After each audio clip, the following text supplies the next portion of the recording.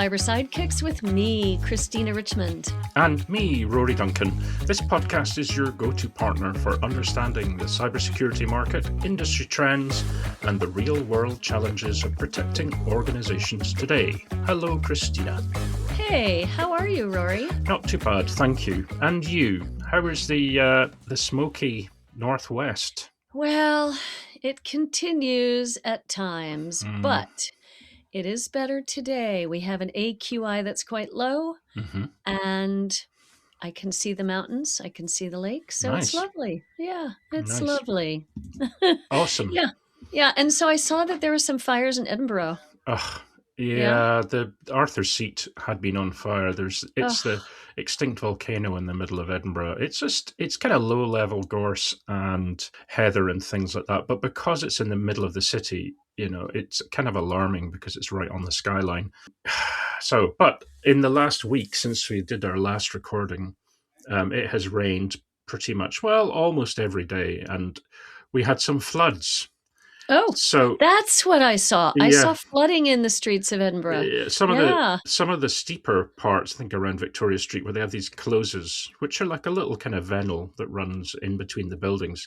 There was it's sort of an alley. Isn't it? Like an alley. Yeah. It kind of pouring down. So it kind of went from one extreme to the other. So I suppose that's quite good. It'll extinguish everything. Well, yeah, I wish we'd get some of your rain because we could use it. Well, please bring some. Or send some. if we're going to have a mega El Nino next year, then we have to hold on to our hats. Literally, we'll maybe get too much rain. Well, they're saying for El Nino that our part of the world could be drier and warmer, which is not the direction that I would like to go. So. Well, apparently it means for us here in Scotland, potential for more severe winter storms. Oh. So... the delicate balance of nature and the ecosystems are out of alignment for some reason. Or the gods are stomping around. Who knows? Who knows? Yeah. But hey, so I'm glad you're safe and you're good.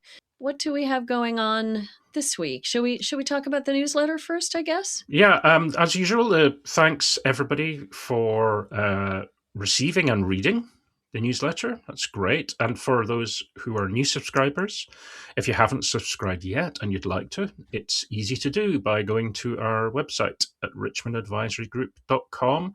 Scroll to the bottom and you'll see that there's a sign-up option. Yeah, and in this week's issue that went out yesterday morning, we're sharing some proprietary data, our syndicated data, that usually only our subscription clients receive. And we've chopped it up by title and size of company. It's looking at financial loss because of AI being used in cybersecurity environments. So it's a good piece of data, and I think you can look at it in a glance and get the gist of it. We won't steal our thunder. So read the newsletter or sign up for the newsletter. What's on the show this week, Christina, before I say something completely wrong again? Oh, for those folks who don't know what we edit out, oh gosh, it's either me saying something wrong or the cats getting involved or the trucks going by in my neighborhood. No, so this week, we're going to chat about M&A. Just broadly what's going on in the cyber and AI market, and then some specific acquisitions. So if you think everything had gone quiet just because it's summer and vacation time, you would be quite wrong. Yep. There's never a quiet time in the world of cybersecurity, as I have learned, Christina. Yeah. It's true. It's never quiet. Yes. We'll also take a look at the current state of tech layoffs in 2026. Now, for any of you who spend time on LinkedIn, but also for those of you who have a kind of wide network of contacts, you'll know at least one person, maybe more, who's been affected by the current state of the jobs market. But does this apply to the cybersecurity industry is the question. Well, we'll look at that a little bit more. I think safe to say, nowhere is safe, right, Christina? Yeah, nowhere is safe. And when we look at it, you'll get a sense of this and the percentage of tech layoffs overall, how many of those are in cyber. I mean, it's not double digits, thank goodness, but it's, it's somewhat significant. So It we'll is. chat about Yeah, that. right. Right, so let's have a look at some of the M&A news that we've got, Christina. Yeah, but before we jump into specifics, I Ah, just kind of wanted to set the overall lens, if I may. mhm, Yeah. So I was thinking about it yesterday and today, whether most of the acquisitions were occurring regarding AI in cybersecurity. mhm, mhm. Because obviously that's all anyone is talking about, including us, right? Yeah. So I was thinking, are all of the acquisitions part of getting, obtaining the AI capabilities you need, or bringing in the people, or what are you buying, and is it all Mhm, AI, I guess was my question.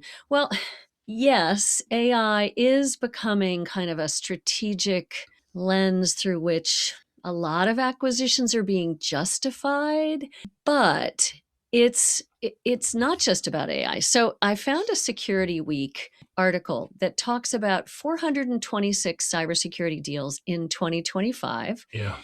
And the AI deals, the AI security specifically, deals rose from 8 in 2024 to 13 in 2025. So not quite Mhm, doubling. And then in that same year, GRC had 82 out of those 426, mhm, data protection 63, identity 43. And then Momentum Cyber in 2026 counted 219 deals so far. I don't remember when the Momentum Cyber count was, probably about mid-year, with 29 of those 219 categorized as AI security. So think about mhm. that. From 13 in 2025 to, I don't know, July or maybe June, when Mm. Momentum Cyber counted, 29 Yep. were AI security. That's a major acceleration. It is, more than doubling, especially given what it Yeah, was like before. Although at the same time, it's a small percentage of the overall number of right. acquisitions, right? Yeah, which But is fascinating. It's well, almost like it's more of a justification to make the acquisition. Like, do you have AI? Right? well, and for the same reason, if when cloud was being invested in heavily and everybody was moving to on demand, and if you didn't have a cloud strategy or your solution or whatever wasn't in the cloud, then you were seen as lagging behind in a way. Maybe the headlines that you get from acquiring a company which primarily AI capabilities is of better PR value than if it's not. And given how much noise can be made, it is the fact that those 29 acquisitions that are primarily of an AI nature have created much more headlines than the ones that are not about it, which is a pity because, in fact, it doesn't necessarily have the significance that the headlines might suggest, right? Yeah, but there's a couple of nuances in here. There's AI washing. We'll just throw Mm, that out there. Like sometimes you just slap AI onto something because it gives you better valuation. I mean, let's call a spade a spade. But what I was really going to say is some of the acquisitions are made more valuable because they have AI built in. So mhm. last year, the CyberArk acquisition in Yes, identity that Palo made. So CyberArk isn't really an AI company, right? But privileged identity is much more critical now with autonomous agents, right? Executing actions. So CyberArk brought its AI capabilities to the NHI right. agentic challenge. So it's CyberArk has been around forever, but the AI made that asset more valuable. So I Mhm. think it's really interesting, and I think it's hard to parse that. So yeah, 29 out of 219 cyber deals so far in 2026. But what about those deals that don't look like they were AI but are made stronger through having AI within their stack, like the CyberArk acquisition? So I just think there's lots of ways to look at this. Yeah. Yeah, no, no, you're absolutely right. And there's sort of a bleed effect Yeah. into other areas. I was reading today about this new definition. they're called neo clouds. So neo as a new neo clouds. Mhm. It's the cloud capabilities formed from hyperscalers who specifically build data center capabilities that are primarily or almost exclusively for AI, right? So it's a higher value, higher density GPU intense build that is specifically for AI capabilities, as opposed to, storage, compute, et cetera, and some AI. And it seems that that's an area that is ripe for investment because of its AI promise and the return from that. In many ways, at a time when questions are being asked about the capabilities of AI going forward in terms of Indeed. and what it can and what it can't do, whether this is still accelerating at the same rate or if it's slowing down, if models are developing at the same speed and capabilities or not. Having a new investment vehicle, something like a neocloud, which is basically data center capability for AI, kind of justifies more of the spend, right? It's It not does. it's not necessarily throwing money at the models, it's throwing money at the infrastructure. At the infrastructure, and Mhm. that's necessary. I mean, we have to build that out. And frankly, I'm glad you defined Neo Cloud because I really thought it was a reference to Neo in The Matrix. So Yeah. thank you. Well, No, it it might makes be. really it might be. It makes good sense that we have to build out the infrastructure in order to support Yeah. the amount of data, the amount of processing, as you say, CPU, GPU processing that is Mhm. going on with AI. Mhm. Uh, Yeah. the other thing I kind of took away from that, and I was kind of noodling it, whether or not there is an AI bubble and it's going to crash or whatever, we could argue that till the cows come home.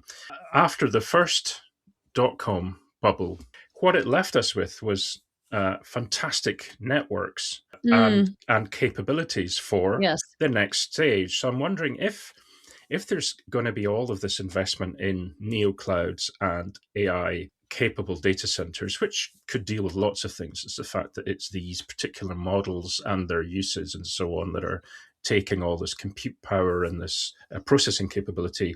If the AI boom tails off or ends, we still have this infrastructure, this new infrastructure now for doing the next thing, whether it's quantum processing Mm, capabilities or whether it's supercomputing or whatever it happens to be. We have these, or we will have these incredible repositories and data power plants in a way, mhm. regardless of what they're being used for. Yeah. But that's kind of future thinking. But it's the same idea as what happened. There is a value in building infrastructure Are you versus analyzing the future, I am. Rory? This is my future hat. There is value in building infrastructure There is, always. versus a tenuous value in throwing money at LLMs, right? Mm. Anyway, that's probably will cause some comments and discussion, but that was my thinking on that. No, I'm glad you were not just having noodles as you were driving, but you were noodling over Yes. the infrastructure conundrum for AI. That's Yeah. that's a brilliant use of your time, Rory. Mhm. Thanks for thinking the way,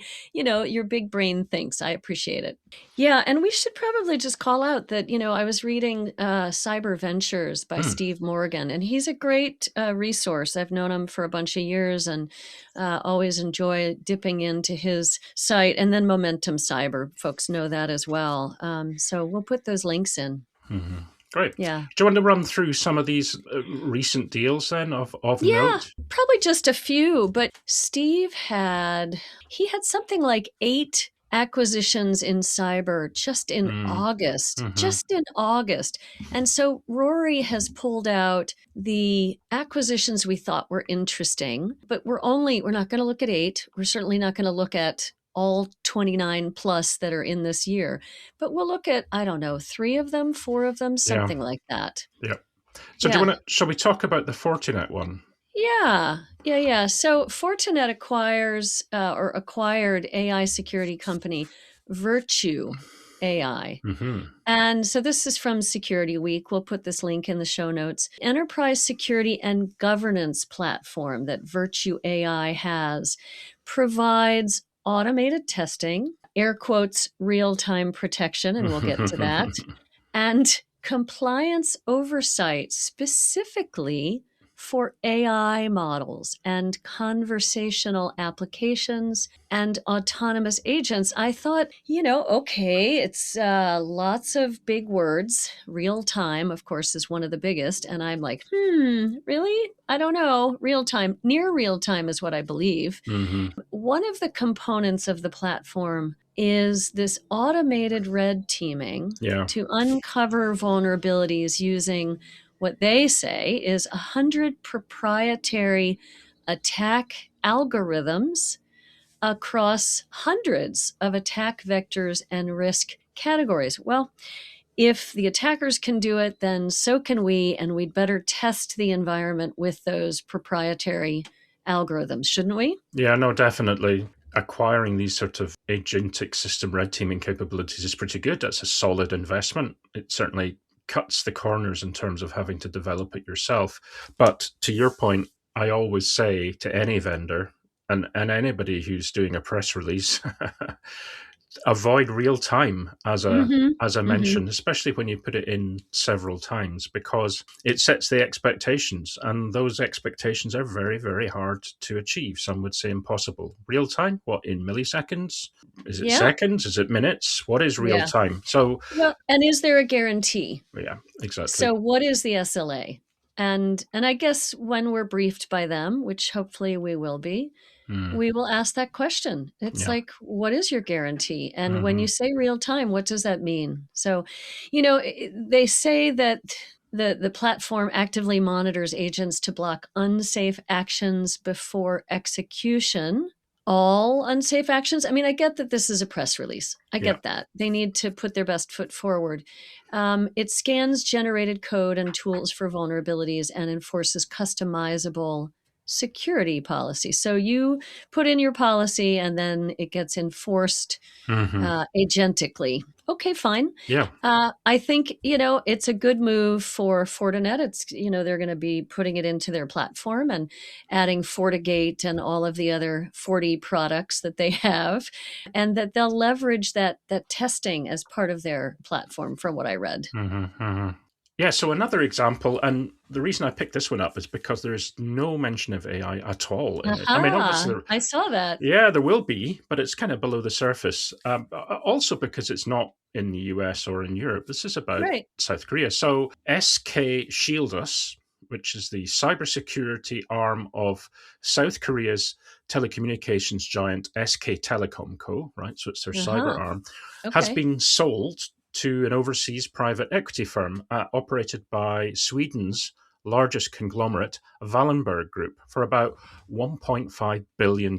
Now, Oh, that's a big number. 1.5. It is. It's If you huge. think about deals that we call out, there's plenty of 100 millions and whatever. It gets on everybody's radar when it's a billion. This is a 1.5 billion. That's big. And there, as I mentioned, there's no mention of AI in here, which is very Well, then interesting. what's it about if it's not AI? Right? Well, Why are well, they buying this? Well, currently, so SK Shieldus is the second largest company in the domestic security service market after S1 Corp and the number one company in cybersecurity. Now, historically, SK Shieldus is best known for its heritage in facility management and Hmm, physical security. So, really? not really the digital side at all. That's where they've got their market share and their presence from. The idea is that with this purchase by this PE fund, they're going to start focusing much more on its digital business and cybersecurity services. It could well be that both those things work at the same time, right? You could leverage a physical contract with a digital one and vice versa. But I thought that was really interesting. We often talk about what's happening in Silicon Valley or the US or in the UK or wherever, but sometimes these kind of deals fly under the radar. And I think that's really important because, of course, South Korea is a huge and very innovative tech center. I thought this one probably wouldn't get much coverage unless we called it out. Well, I think it's really interesting because we've seen other telcos that have divested themselves of cybersecurity. So Verizon recently, AT&T not too long ago. We saw Singtel buy Trustwave and then divest Yeah. themselves of Trustwave. And so I think telcos got involved in cybersecurity because it's adjacent, because it was something that their customers were asking them to handle in the telecom space. And then they went, but it's kind of just a rounding error for our business, and it's taking away our focus. And it's limiting the growth of that entity. So what's happening here with SK Shield Us is that they're going to expand it from the physical into the digital, allowing it to become much more standalone and much more of a broader offering. So yeah, I think it'll be really interesting to see what happens as the EQT partners, which is part of that Wallenberg group, as they build out this business. It'll be really interesting. Yeah. So we'll always try and cover these kind of stories, folks, and give you an idea of what's happening in other parts of the world without getting too focused on just the Western world. So, yeah. As we said at the top of the show, Christina, unless we've been living under a rock, the tech industry has kind of had a roller coaster ride, pre-pandemic, post-pandemic, and then since, in terms of the number of layoffs. So if you look at the site layoffs.fyi, which I have open as a tab, it's around it's over 125,000 tech layoffs so far this year. And the question that I had, of course, we have is how many are from cybersecurity firms? So I did a quick math. Yeah, so, a little back of the napkin kind of math. Exactly. So it's probably, of those 125,000, between 3,500 and 4,000 jobs so far this year. And that's about 3%. About 3%. So we're talking about Cloudflare, Kaseya, Arctic Wolf, Rapid7, Sentinel-1. And then there's others like Palo Alto Networks, but sometimes they're just not reported. We have no idea how many. Also, I know that Google laid off some of the Mandiant folks. I know that Microsoft has laid off thousands of people, some of whom are probably cyber people. So even if that number goes up to 5,000, right, it's still a relatively small percentage of the overall tech layoffs for cyber. Yeah, exactly. And I think there's always a debate about, it's only these type of roles. It's only the marketing roles that go, or only the training roles that go, or whatever. Actually, no, if you look through LinkedIn and connect with various folks there, you'll see that it's analysts, there's developers, programmers, there are project management folk. It's across the board. And I hate to say it, but one of the things that layoffs.fyi tracks is how many layoffs are attributed to AI versus not AI. In other words, has the company publicly said, blah, blah, blah, more efficient, blah, blah, blah, the use of AI. And that proportion has increased rapidly. So that is now. How much do they say? It's like 80-20 now. In terms 80-20 AI based versus in the last year, absolutely, it's just gone shooting up quarter to quarter. Oof. It is the majority.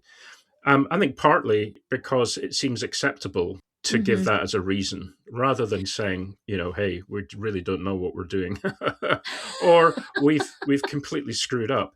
Saying, it's because of AI is seen as positive by the investment community, and typically your share price will go up because it's seen as a positive way. Efficiency.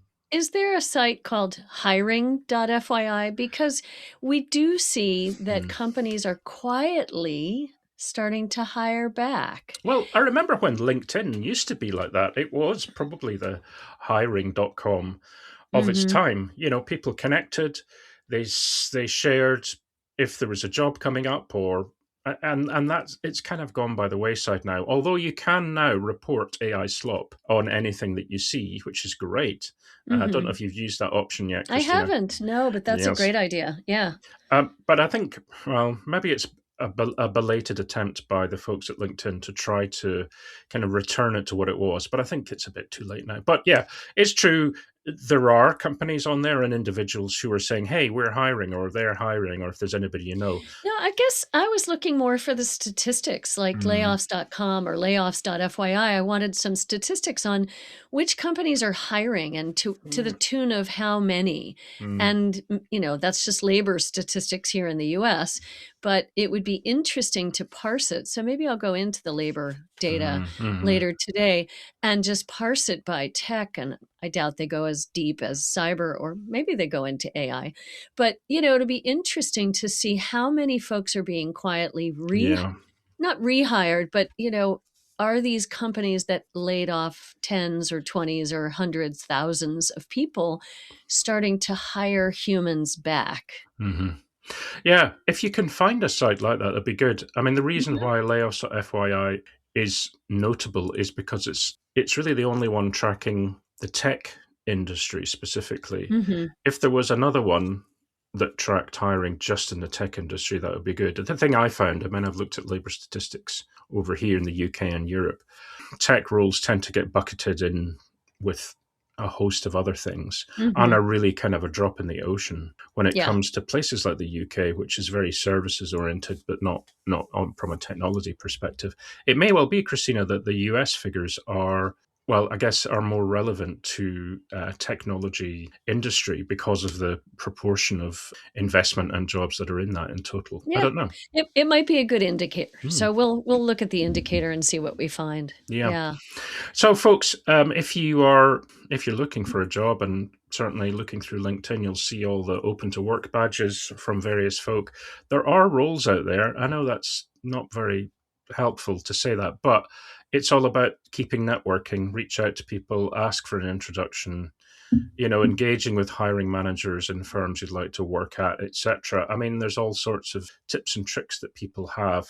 It's a little bit of luck as well, personally. So read the runes, Read pray, the runes. whatever. Talk to the oracle. Yeah, I mean, it's probably going to help as much as let's say the traditional way of applying for a job, which is you see an ad and put it in.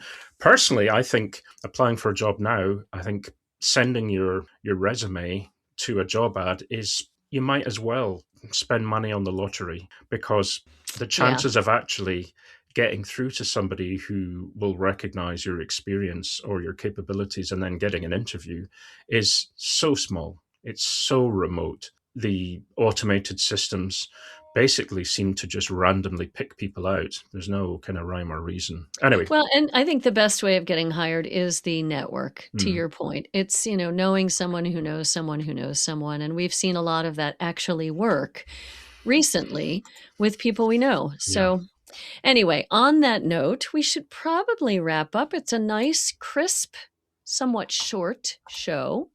And I think that's good. Give folks a little break and something to chew on about M&A and about layoffs. Yes, absolutely. Before we spiral or I get further up on my high horse. So or my step or whatever it is. Thanks, Christina. That was a really good discussion. Next week, we have a returning guest for the third time. For the third time? Does he get an award? Well, I think so. I think so. We'll have to give him something. Always a great discussion and good to listen to. And that's our old pal, Simon Hodgkinson, who, amongst many, many other things he does, is a strategic advisor for Semperis. So he'll be back again next week. I think the great thing about Simon is you can chat with him and time passes and you're not looking at your watch, which is good. That's a good sign, right? He's very interesting, articulate, fun to chat with, has a lot of opinions, which we can debate. He's always happy to just have a debate about things if we like. But he's also just really informed himself. So it's good to have him on. It is. It's great. So we're looking forward to that. If you'd like to get in touch with us, you can do so through email. Is probably the best option. You can do that through me, Rory, at richmondadvisorygroup.com. Or for me, Christina at richmondadvisorygroup.com. And for general inquiries, people can just reach out to info@richmondadvisorygroup.com. Thanks, everybody, for listening. I appreciate all your comments, suggestions, and so on. Keep them coming in. And we hope you can tune in again next week. Bye-bye. Bye-bye.